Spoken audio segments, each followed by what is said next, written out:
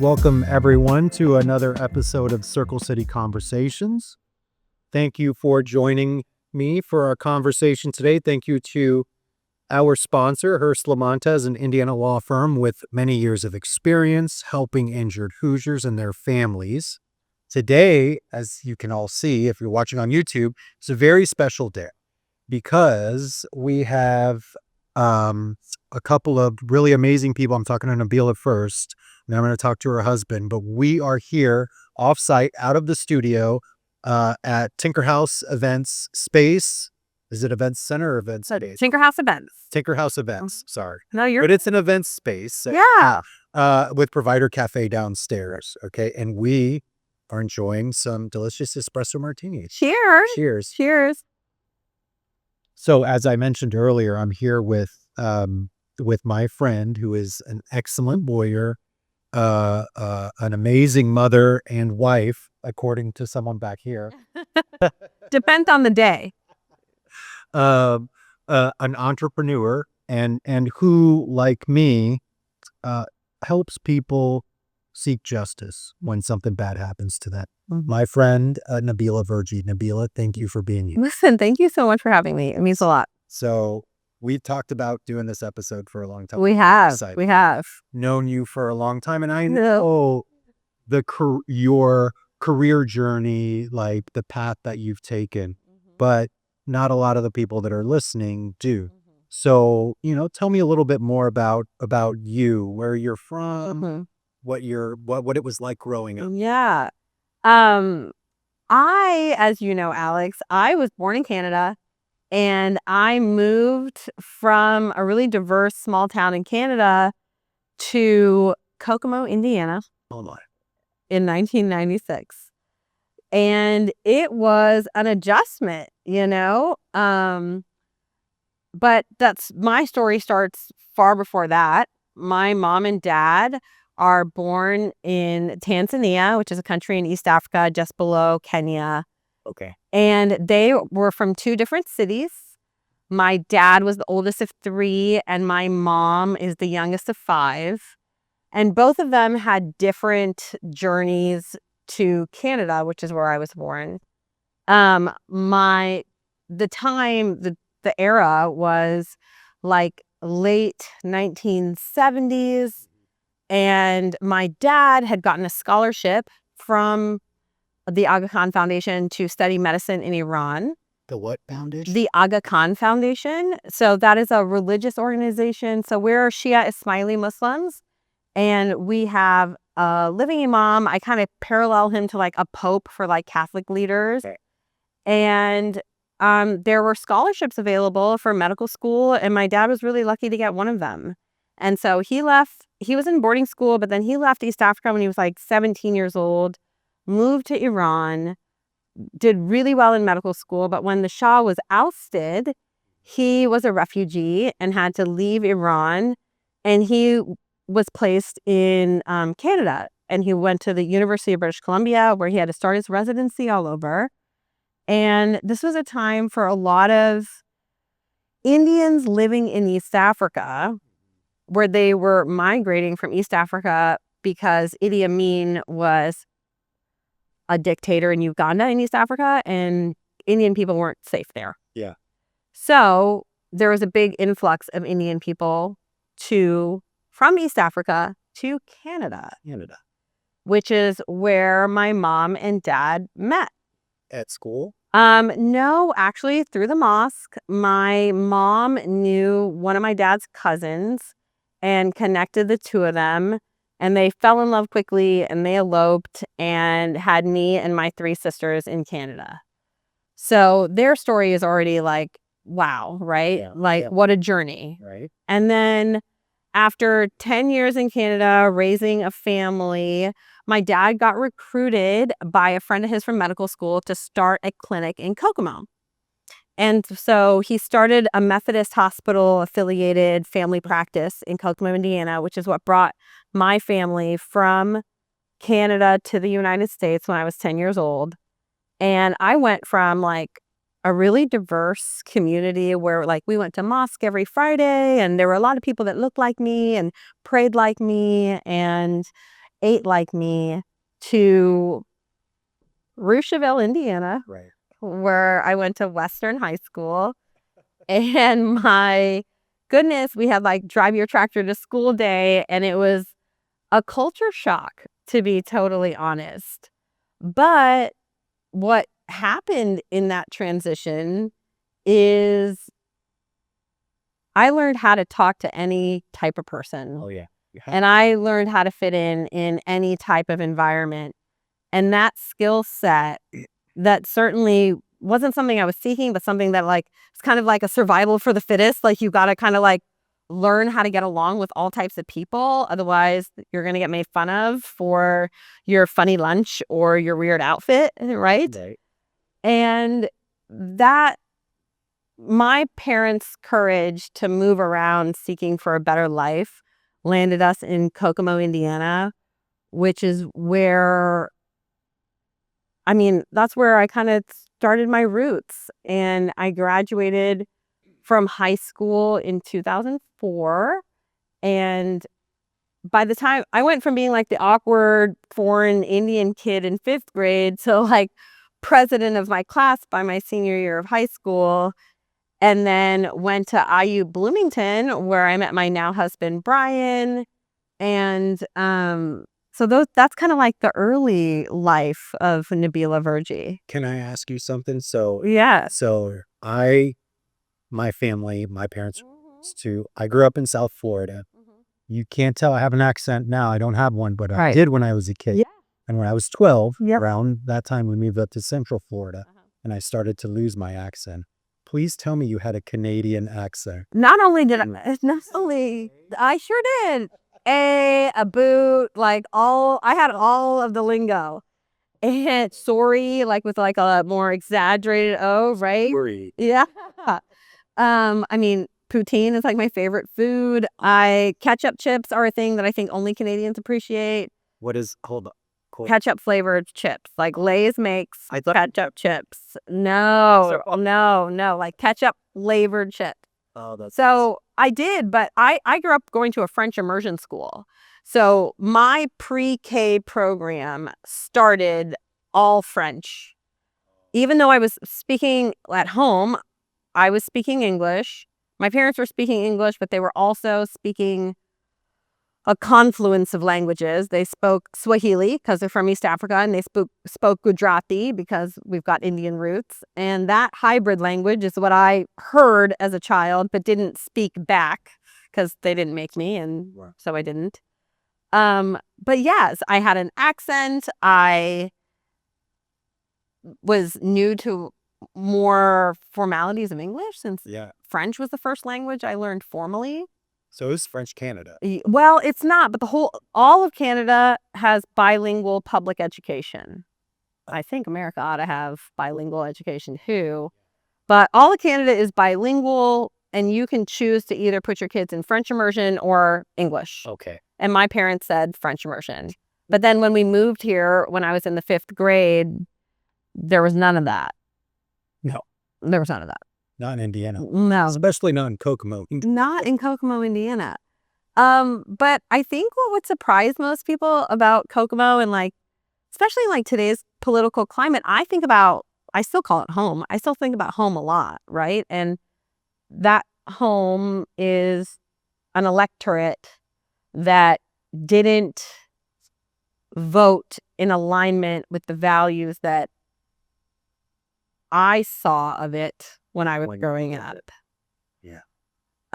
So I don't know, we can maybe get into that a little bit later, but my love for those people remains. Yeah. Oh, I mean, like so deep. I mean, those are my best friends. So I just think that there is a way to like there's got to be a way to like bridge the gap. Gap, right? Yeah. Well, when you figure that out. I don't know that I'll be the one to figure it out, but. So, okay, so you went to IU, you were a Hoosier, Yeah. You met Brian, Yeah. the love of your life, and at some point you were like, I want to be a lawyer. What happened? I wish it was that easy. I don't think I knew what I wanted to do. I think my parents really instilled like academic excellence. I wouldn't say I was excellent, but I was always just shy of, you know? That's it. It was kind of, you're going to college, Right. obviously. You're going to do well. You're not even going to look at a boy until you can graduate and pay for yourself to exist. But I always knew I kind of wanted to be a lawyer, but my first love was being a teacher. And that's what I studied at IU. I studied to be an English teacher. I started in the business school, which is funny now. And I didn't do well in like the calculus class or like K201. And I'm like, this is not for me. And my husband, Brian, I think started as a business major too and had a similar undergraduate academic fate and bounced around a little bit. But we both met working at the Chili's on 3rd Street. He's my forever pepper pal. We got, for our 10-year wedding anniversary, we got these ridiculous chili pepper tattoos. Well, I wonder where Brian's is. Also, same place. He wanted to get it like up here, and I was like, "You're gonna hide it, you chicken." But nonetheless, like I knew that maybe being a lawyer was eventually something that I was going to do, but I knew that my favorite things about like middle school and high school were my English classes. Yeah. And so I studied to become an English teacher. And that let me do a student teaching placement in Westfield, Indiana. And then I actually also lived in Kenya for 3 months and did a second student teaching placement there, and lived in a mud hut and no electricity, no running water. But during my time there, I also got to travel East Africa and like see where my folks are from. And it was Did they incredible. They did not get to come with me, but like I got to visit family that they hadn't seen in so long. And then when I came back, I taught at my old high school, Western High School in Richardville, Indiana. And then I taught at McCullough Middle School in Marion, Indiana. And most of my kids were like free or reduced lunch. Most of the population were Black, Latino. And I learned then that the household that I grew up in with a mom and dad who worked outside the home, came home, we had dinner on the table every night. My mom cooked. I mean, she killed herself to make it all happen. And I know that now as a mother. But I thought that was the norm. I thought everybody came home to that.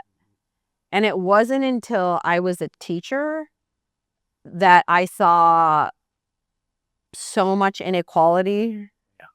And it was jarring.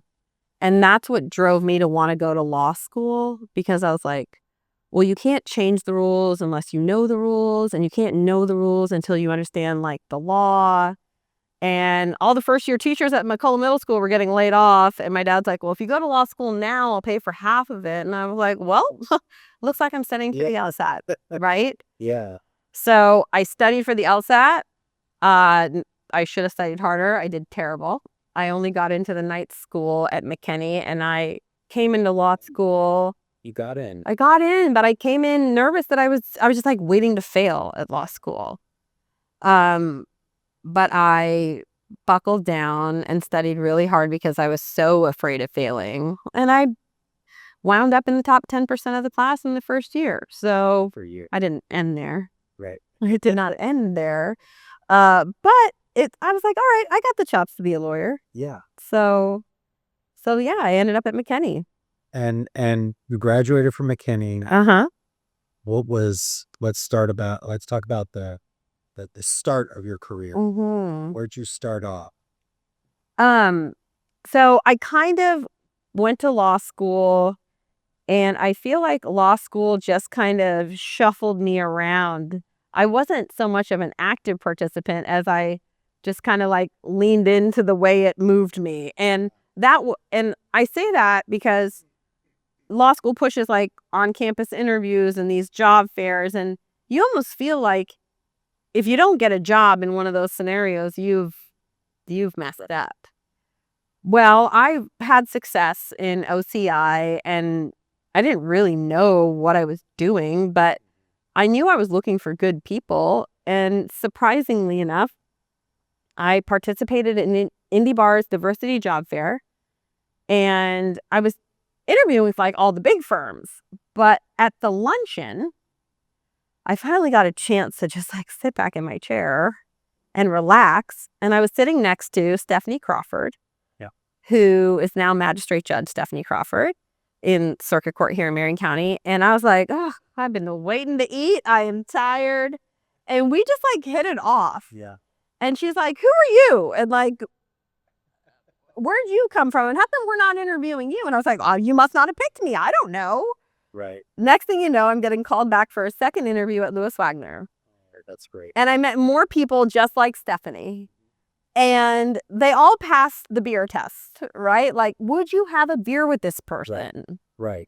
And I'm like, oh, well, if I'm going to learn to be a lawyer, this seems like a pretty good place to learn. And so my legal career started at Lewis Wagner, a mid-sized insurance defense firm. And I learned so much from some of the greatest lawyers in the city. Yeah. Yeah. And so you worked there as an associate. What kind of work did you guys do there? I worked primarily with Dina Cox. And so I was doing legal malpractice defense. I was doing like just general insurance defense, car accidents, slip and falls. I had some med mal work with Susan Klein, who was there at the time.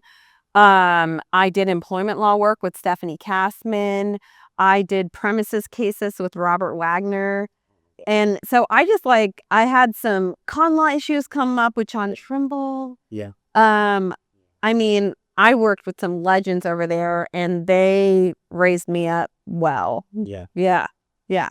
How long were you there? I was there about like if you include my clerkship, I think I was there about 4 years. And I mean, I was a teacher before going to law school. Right. I've always felt a calling to public service. And I left Lewis Wagner around the time that Trump was getting elected. The first time. I'm a very proud Democrat. Well, most of the time I'm a proud Democrat. I wish we won a little bit more. But nonetheless, it was time for a change, and I felt like I needed to be part of the change. And so I left Lewis Wagner and pursued an opportunity with the Office of Corporation Counsel for the city of Indianapolis. I'm still doing defense work, but I felt like, okay, like, let me go use this law degree and like serve the public, serve the taxpayers. Like it aligns with my values, and let's check this out. So that's where I went next. And at Corporation, I worked at Corporation. Did you? In DC. Oh, I mean, What made me want to go to law school? it's incredible. I tell young people that if they don't know what they want to do, go work for the city. Yeah. You can literally taste every area of law. Yeah. And you're going to get to do some real stuff. Yeah, exactly. Yeah. But during this time, you've also got, Oh, well. I was going to say side gigs. This is a pretty big side gig. Yeah. You've got some other things going on. Tell me about that. Sure. So when I was in law school, I met some really bold leaders and people who were like my best friends in law school. Travis Barnes is who I sat next to like one of my first days of class. And he married a girl from our law school, Hillary Barnes. There was also another young man in our night program, Adam Wilfond. And the four of us, like, we became study buddies and we rode hard through law school. And Travis, he's a retired Army recon Marine. Sorry. Yeah. He has such an impressive backstory. And he was tracking a bill that was going through the Indiana legislature about artisan distilleries in Indiana. And it was going to create this like window where you could like small batch liquor the way you small batched beer. Right. And it was basically like creating a new industry in Indiana. And Travis is like, guys, like, forget being lawyers. Like, why don't we open a distillery? And I was like, well, I mean, my dad's pretty entrepreneurial. It didn't seem like a huge investment in my time. I was like, listen, I still got to get like a regular job and like pay my bills, but like I'm happy to like own a little bit of your company and like advise. Right. Yeah. Well, So- you're the only. Well, no, you're not the only lawyer, Adam. Adam, Travis, and Hillary were lawyers, and then Brian, my husband, had his MBA. Just had graduated with his MBA. And so our last year of law school, we founded a distillery, Hotel Tango. Oh yeah. And it is located on 702 Virginia Avenue. Mm-hmm. And yeah, so while I was starting my law career at Lewis Wagner, Brian went all in on Hotel Tango. Yeah. And him and Travis like built that company up for the next few years. Mm-hmm. Part of that build up created spin-off opportunities. And one of them is this event venue that we're in today. So we're in Tinker House Events, which is an event venue over at 16th and the Monon, and it sits right above Hotel Tango's old production facility. I did not know that. Yes.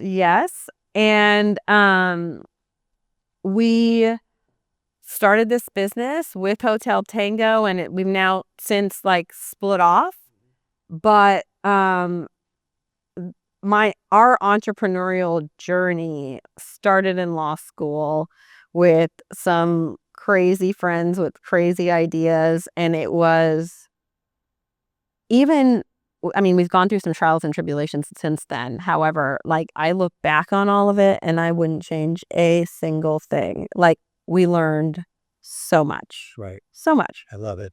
Yeah. And I am a bourbon snob. Yeah. I am. And so, but your bourbon, the Hotel Tango bourbon is good. It's really good. Thank you. So, all right. So let's go back to the law. Let's start a little bit more with the law.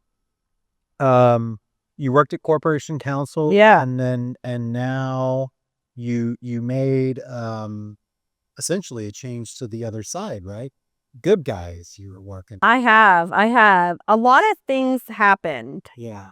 From the time I left Lewis Wagner and started the city until starting as a plaintiff's personal injury lawyer. There was like a few years of a gap there. So when I was at Corporation Counsel, because I had such great education at Lewis Wagner and I kind of knew my way around a little bit, when I walked into Corporation Counsel, they're like, okay, here, you get all the Section 1983 cases and you get all the employment law cases and you get all the high exposure tort cases and go. Try that. Yeah. Go litigate these things. And oh my God, I had the time of my life and I learned so much. I had a First Amendment challenge to a zoning ordinance brought by Hustler Hollywood that took me to the 7th Circuit. The one over there by the Chuck E. Cheese. Yeah. I won a battle. I ultimately lost the war, but the battle I had at the 7th Circuit, I still had victory there. Oh, that was you with that. Yes. I remember that being a big deal. I've lived in that neighborhood for years. It was a big deal. I mean, but when does I was probably 30 at the time, when does a 30-year-old lawyer get to go to the 7th Circuit? Like, that's pretty freaking cool. I've never been at It was incredible. What had also happened in my short stint at the city was I was involved in a motor vehicle collision. I was a pedestrian walking to work at Office of Corporation Counsel. I was living at 16th and Talbot at the time, and I was walking down Delaware, and I was crossing the street at St. Clair, and I had the walk sign, and a truck turned left into me, hit me from behind. I go flying, and I crunch my face on the ground. And it kind of derailed me for a while. I remember. Yeah. It was bad. You and this legal community showed up for me in ways that I will never be able to repay.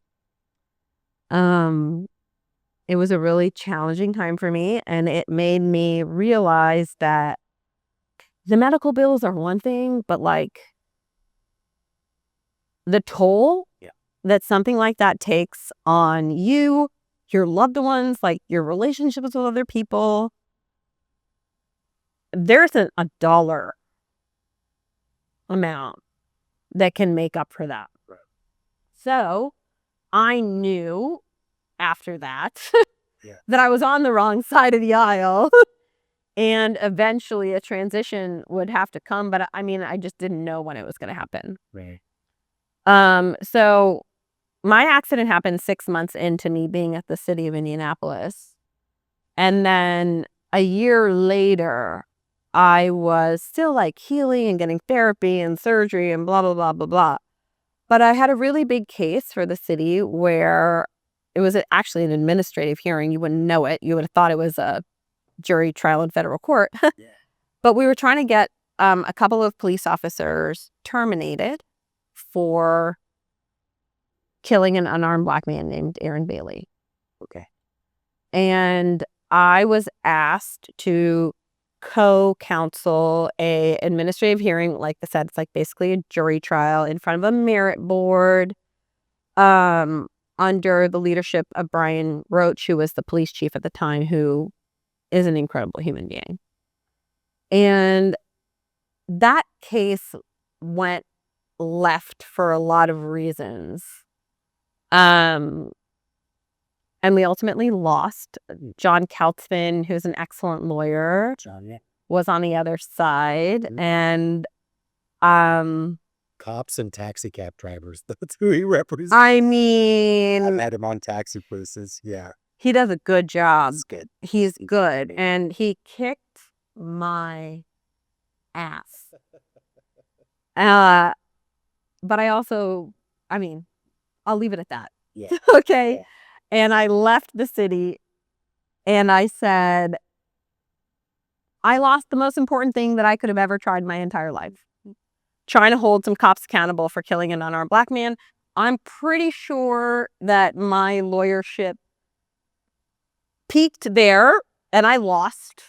And maybe this game ain't for me. And I'm still healing from getting smashed by a truck. Yeah. And yeah.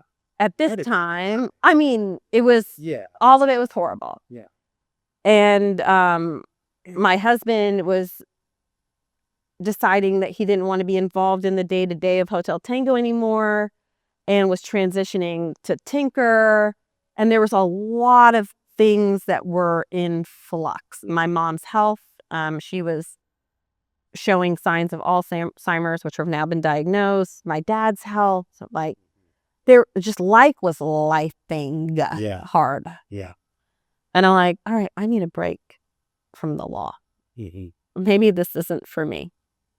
And because of my involvement in the city and like my connections with people, one of my board members at the Athenaeum Foundation, the building that hosts or houses the Rathskeller downtown. So I served on that nonprofit board, and there is a young man, a young progressive Democrat named Aaron Shaler. He's no longer with us, but he was like, Nabeela, there's this woman out in Pike Township who just took out the incumbent, and she's about to be the trustee out there, and she needs somebody to help her, and you might be the perfect person. And so I said, well, what does it pay? Because I just left city government. Yeah. And like, I need to make at least about that. And so they said, well, if you come over here, we'll pay you a little bit more. Yeah. And you're going to get an opportunity to work with her to manage Pike Township. Yeah. And the township is responsible for taking care of the poorest amongst us. Their whole job is like emergency relief when you need help with a rent payment or a utility payment or whatever the case may be. And they also, back before Marion County is under Unigov, it was each township had their own fire department, police department, blah, blah, blah, blah, blah, right? So Pike Township still has its own fire department. Yeah. So I was about to help the trustee oversee this like $25 million budget and administer township assistance to poor people, communities of color, which I'm passionate about serving. And I'm going to have the flexibility to also heal from a lot of chaos, right? And so I was out in Pike Township, and I say that, like, I basically got an MBA in the 2.5 years that I worked there. I learned how to run payroll. I learned how to broker agreements between us as an insured and the insurance companies. Right. And I learned about these deals with the pharmaceutical companies, and I learned about the benefits of X, Y, and Z. Like, I just learned so much. I learned about unions by working with the fire department and working with the union chief, the union president, about negotiating a contract. So, I mean, I learned so much, and I'm so grateful for that opportunity, but I was called to be a lawyer. Yeah. And now I knew what kind of lawyer I wanted to be, and I knew what kind of people I wanted to serve. And at the mention of another friend, this is like post-COVID, well, like mid-COVID, towards the end of COVID, somebody said, you ought to call Nate Lee. He represents the people you want to represent. And he's got the moxie Oh, yeah. that you want. Yeah. And if plaintiffs works for you, like, go learn to do it from him. So I sought Nate Lee out. Yeah. And I was like, hey, man, like, I'm ready to be a lawyer again. And I think he was skeptical about me. He's like, I don't know, this defense lawyer, who is she, But he took a chance on me, and I just had my first kid, and he welcomed me into his firm, and I started learning how to be a PI lawyer. So that was kind of my step back into the law, was working at Lee, Kossel and Feigley. And it was like, as soon as I stepped into it, I was like, oh, Yeah. this is what I'm supposed to be doing. Did you know Faith before you got there? I did. So when I was at Corporation Counsel, I had so many cases in front of Tim Baker, Magistrate Judge Tim Baker. She was the clerk. And Judge Baker was like, hey, Nabeela, I want you to take my clerk out for lunch. I think you guys kind of have a similar vibe.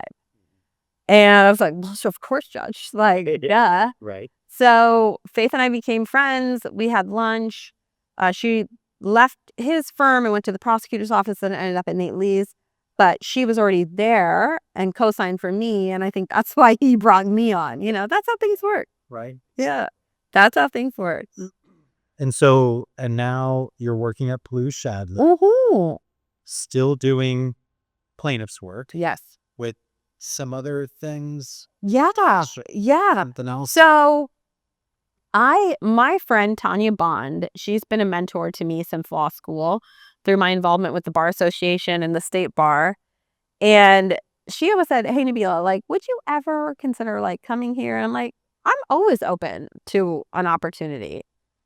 And, with my entrepreneurial life and Brian's entrepreneurial life, like, there are certain things that I needed from a job in terms of like kind of stable income, but like upshot potential and, all the things. So Tanya and I talked, and what that turned into was an interview, and what that turned into was an offer and negotiations about a fit that made sense for both parties. And right now I'm really happy at Plouffe Chadley, and this group of lawyers are wickedly smart and entrepreneurial. And they're like, hey, Nabeela, listen, we don't know about this PI world or this employment law practice that you want to build, but we know that we've got some litigation cases and you're a litigator. And if you can bill and just cover yourself on this hourly work that we have and we need serviced, we will help you build this practice that you want to build. Yeah. And I thought, well, how lucky am I that this opportunity has presented itself? Yeah. And how grateful am I that this firm kind of took a chance on my dream. And so we're experimenting in this hybrid world of where I'm doing I love it. plaintiff's personal injury, plaintiff's employment, and then I'm doing condemnation litigation. which I hadn't heard. I hadn't remembered since law school. I was like, wait, what? Eminent domain, not the same. Really? Bill Hurst. No, I didn't. He was trying condemnation cases back in the 60s. No way. No way. Yeah. I mean, let me tell you, I thought when I heard about it, I was like, I mean, I guess, like, whatever. I'm kind of surprised that I've taken a liking to it. Yeah. Real estate's interesting to me. Valuing real estate is interesting to me. Things that I had never thought about before, like access points or future use. Like, okay, well, today it's just farmland, but tomorrow it could be the next Westfield. Right. So how do you put a dollar value on something that's, fluid like that? And then if you end up at a jury trial, how do you convince a jury, like, what property is worth? Right. When half of your jurors probably aren't property owners, Yeah. So I don't know. It's interesting. What I have found for myself is that I am a lover of the law. Yeah. I've done a little bit of everything. I have a wide breadth of knowledge, and that has allowed me to accumulate a bunch of tools. And I'm like a Swiss Army knife. You know what I mean? Like, I don't know. I don't know what the problem is, but I probably have something that can fix it. So, and we'll see where I end up,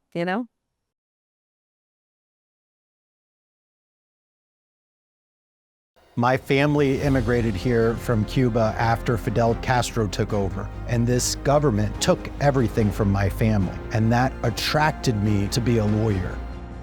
Insurance companies can be like bullies, and they have a lot of resources behind them.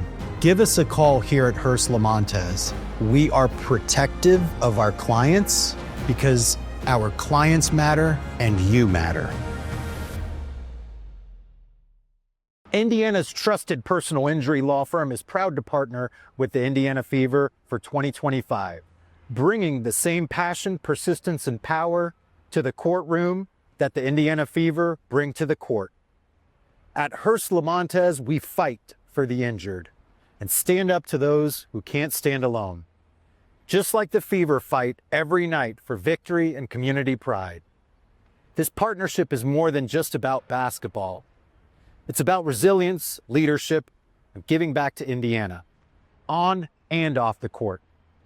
So this season, when you cheer the Fever, remember, there's a team in the courtroom with the same winning spirit.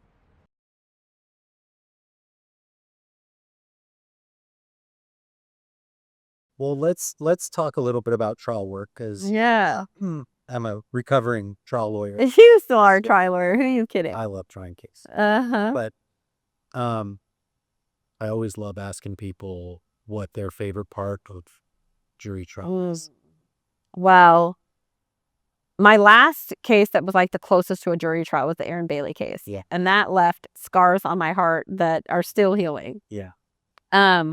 But most recently, in May, I got to try a personal injury jury trial that was my case from like inception till the end. And it was for my husband's cousin who, I mean, people say you shouldn't take family cases. And there's a reason for that. I now realize, like, Right. I probably was too hard on myself because of how much I cared about my client. But that's just, you're either all in or you're not in. Right. You know what I mean? So, but being a trial lawyer, like, it's something that you just are or you're not. Right. Right? It's something that like either lights you up or it doesn't. Exactly. And I don't remember what your question was about being a trial lawyer. Was your favorite part of My favorite part of it. Oh my gosh. It requires an instant read on people. Yeah. Right? Yeah. You meet a client in an intake and they tell you their story of what happened to them. Yeah. And you know in 2 or 3 minutes if you can go all in with this person or you can't. Yes. And there's like this judgment call that's so connected to like perception and connection. Mm-hmm. And if you feel that and you got it, forget what State Farm's saying. Forget what Allstate's saying. You know what I'm saying? Like, Oh, yeah. they remove the human element from an incident. Okay. And our job is to put it back in. Yeah. The problem is they don't want you to put it back in because it doesn't compute for them. Well, there's no machine for that. Yeah, but there's Sorry. they have 6 people sitting on that jury. Right. In state court. Right. So those are people. Those are not computer programs. Right. You know? And that's always a struggle for me when trying to resolve these cases because the human element they place such a low value on. I saw that in this case. You lived it. I lived it. Like you live it and you get teared up thinking about what you had to live through. Yeah. I mean, and I've had years of therapy. Yeah. Okay. This is somebody who's had therapy that still can reflect back on an experience that I had that I survived. Yeah. And that objectively, like, okay, like she's getting on with her life. Let me tell you what I didn't expect. I didn't expect that when my kids were old enough to cross the street, I was going to have panic attacks. Yeah. Watching them cross that street. Mm-hmm. Yeah. That's not a symptom I thought about 5 years ago. Right. And you guys live. I live downtown. Like crossing the street is an integral part of my day. Yeah. Like a busy street. Yeah. So I just think that, like, as personal injury attorneys, our job is to highlight the impact of an injury on the human experience. Yes. Yeah. It is not just medical bills and, multiplying by 3. Yeah. Yep. And if that's how you're doing it, you're underselling your cases. Right. And yeah. And it's a disservice to the clients too, to the people. 100%. 100%. 100%. It makes it so much more difficult for lawyers that are trying to do good work, try to help people to just sell and convince people on the fact that they're just trying to do good work. Right. Right. So it really does. So yeah. We talked about we've talked a lot about cases you've worked on. I want to ask you about some of the mentors in your life, some of the people that have helped mentor you. Man. Yeah. And some great advice that they gave you. Maybe you want to share with someone of this. Sure. I'll start with Robert Wagner because I was just at his pool on Saturday. And I had the good fortune. He's 90 years old. I know. And he looks fantastic, right? It's like my partner. It's unbelievable, man. It is a sign of a life well lived. Yeah. If I am 90 years old and still have a fully booked social calendar where the people that I've mentored are picking me up and taking me to dinner. Yeah. And are hanging out at my pool with their kids. I freaking could cry again. Like, I've lived a full life. Yeah.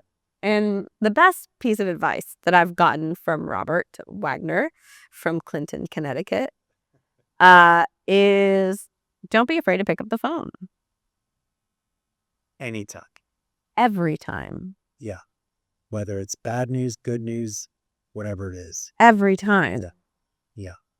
And I think that is what has served me incredibly well as a lawyer, that I will pick up the phone and say, what's your client's position on this? Right.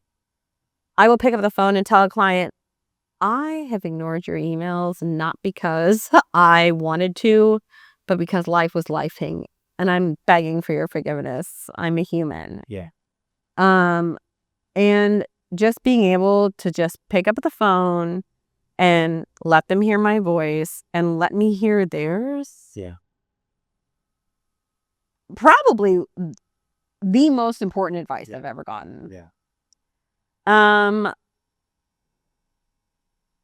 then, I feel like it's appropriate to talk about John Trimble because he's recently left us. He was a giant in this legal community.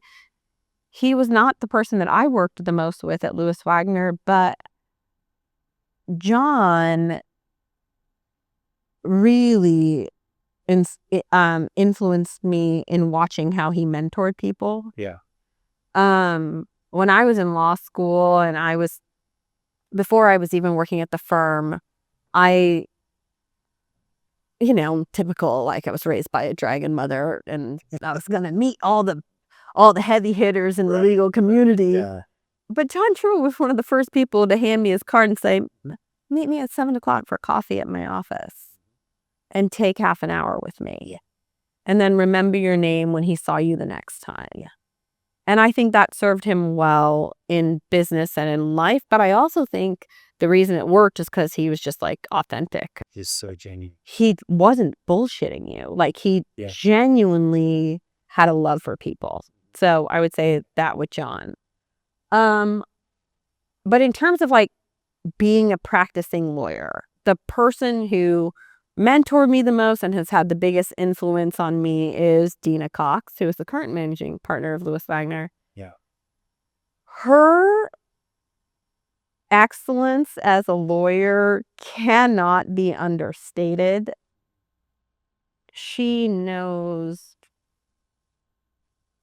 if she is given a problem to solve, she relentlessly pursues every avenue to learn every fact and learn every area of the law. And then when she is reporting to somebody who has to make a decision, it's very thorough. Yes. And I learned how to be thorough from her. And that's probably caused me to reject some cases that other people might take. But the thoroughness in her preparation cannot be understated. And I learned how to do it from her. And I am at the risk of sounding braggy, I'm an excellent lawyer now because of it. Yeah, that's great. Mm-hmm. So I want to ask you a little bit about kind of some of your legal organizations that you're involved with or anything like that. Yeah. I have been involved with a lot of legal organizations over my time as a lawyer. And I think like Indie Bar was like my stepping stone into legal organizations. And it was a nice broad base. And I'm so grateful for that. And then in my younger years, when I was a defense attorney, I was involved in DTCI, which is like the defense bar. Yeah. And I know I probably sound biased, but let me tell you, the ITLA, the Indiana Trial Lawyers, is bar none like the best legal organization that I've ever been a member of. I mean, I'm on the executive. I mean, I agree. Alex, let me tell you, I've only been a sustaining member for a couple of years. The volume and the magnitude of my knowledge and how it has expanded because of the connections of lawyers from this organization is worth its weight in gold. Yeah. So I dabble in all of them, but ITLA is where I want to spend most of my time right now because I'm still like watering and growing this plaintiff's practice. Yeah, and it's you can litigate cases on the defense side. Mm-hmm. Then you go do it on the plaintiff side. It's totally different. Totally different. Yeah. Learning how to put a case together is very different than pulling it apart. Exactly. And might I suggest that pulling it apart is easier. Yeah. I had Tina Bell on the podcast. She said she tried 20-something med mal cases as a defense attorney, right, and won every one. And then she started doing plaintiff's work, and she was like, "You don't realize the amount of power that you have walking into a courtroom with a doctor around your arm. It's a defense attorney." Yeah, and it's just it's a different vibe. It is. It's different. Yeah. People generally, given the tort reform and a lot of propaganda that's out there, people generally tend to disbelieve someone who claims to have been injured or hurt in some kind of car accident. 100%. Yeah, so it's already an uphill battle. Right. Yeah. So, I love what you said about ITLA. I'm on the executive. for ITLA, and a lot of people say the same thing, and it's always great to hear that you know what I love? One of my favorite things about the ITLA is like when I get in that group of people, I'm like, these are my people.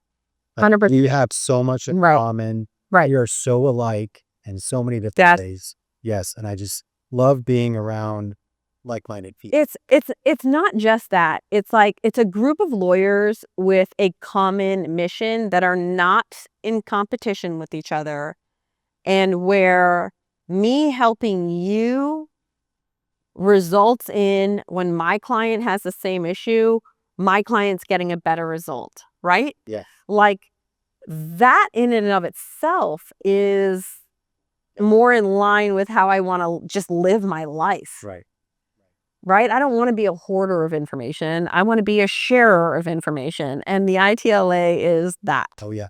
Yeah, I mean, I'm a big believer in a rising tide raises all. Totally. I was going to ask you, what are some of your hobbies outside of the law, but I know you've got a family and you've got these businesses. So this probably is your hobby outside. No, I am really lucky that my husband has found some other incredible women to help hold him up. Yeah. And as a result, my role with Tinker House events and Hotel Tango and Provider is really not, it's limited. Very limited. Yeah. Brian and our business partner, Molly O'Malia of O'Malia Grocery Stores, right? So she's got that entrepreneurial genes running through her. Yeah. Really are running Tinker House events and Provider, the coffee shop. My extra passions these days are I'm learning how to garden, Nice. which I really love. I really wanted girls, but God gave me 2 boys. And so boys. yeah. I love my 2 boys. We got 2 girls too, so I mean, your girls are going to take care of you. Yeah. Right?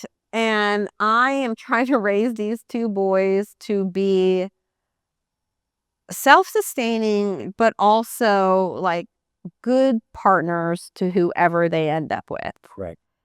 And teaching them that I am not their maid, I am not their short order cook, I am not their cleaning lady, is a full-time job. Oh yeah, it is. But I have never loved a job more than I've loved being a mom, and that surprises me. Before I had kids, I used to tell people like, I'll become a mom, but like that's not gonna like define my life. Right. Like I think that's an important part of my life, but it probably won't be all of my life. Yeah. And I still feel that way, but I also recognize that my kids are in this they're 2 and 4. Yeah. They're seedlings and need daily watering and attention.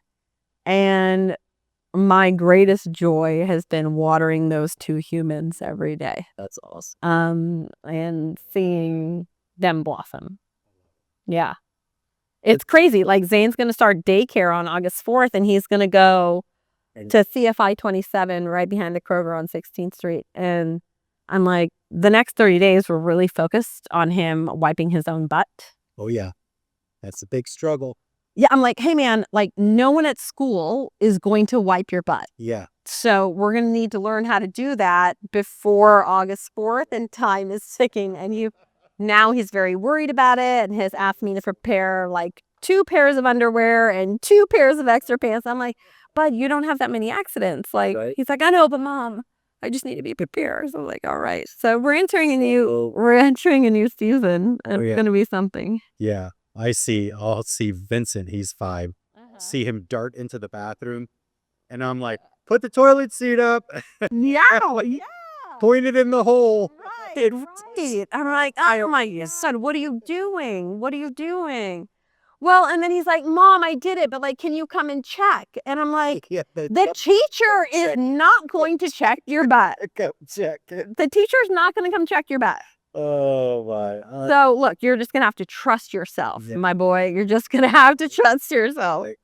I love it's like it's the stories are so similar. It's always and I'm like, our parents did the same thing. But because it's the first time for us, we've never dealt with anything like this. Right. Seeing this Right. tiny Right. us asking us to wipe their butt for I mean, So- my son will literally like butt in the air, hands on the floor, like, Mom, look. And I'm like,